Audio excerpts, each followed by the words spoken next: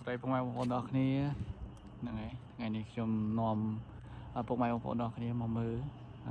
អំពីម៉ាស៊ីនស្ទូចនេះគឺម៉ាស៊ីនស្ទូចនេះទម្ងន់ដែលអាចស្ទូចបានគឺ1100តោន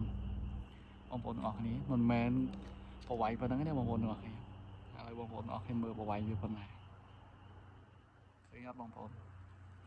វាស្ទូចធ្នឹមស្ពាននេះបងប្អូនធ្នឹមស្ពាននេះសម្រាប់ធ្វើជាជើងតម្រផ្លូវរថភ្លើងល្បឿនលឿនរបស់គេណាណ៎បងប្អូនប្រវែងឆ្ងាយមែនទែនជិត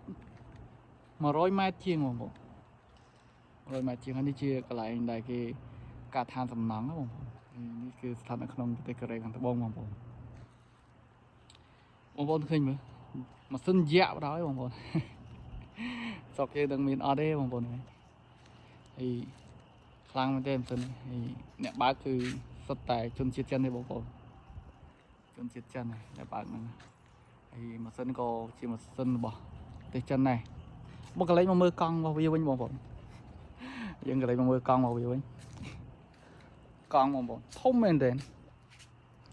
ធំយកតែមែនទែនហើយមិនតិចកង់ទេបងប្អូនមិនតិចកង់ទេមិនតិចកង់មកជួ50-60កង់មកជួសរុបដឹងតែ200កង់ហ្នឹង100កង់ហ្នឹងធំហើយការឋានសំណង់នេះគឺនៅក្នុងប្រទេសកូរ៉េត្បូងនៅតំបន់មូអានហើយនេះគេលើកម៉ាស៊ីនហ្នឹងគឺលើកកំណាត់ស្ពានហ្នឹងបងប្អូនលើកយកមកដាក់នេះមកដាក់នៅលើតសដែលគេចាក់ហើយបងប្អូនហើយខ្ពស់មែនទែនតសនេះគឺកម្ពស់ប្រហែលជា5ទៅ10ម៉ែត្របងប្អូនពីក្រោមដីមកហើយការឋាននេះគឺនៅលើភ្នំទេបងប្អូនការឋាននៅលើភ្នំនេះគឺផ្ទះប្រជាជនគេនៅក្រោម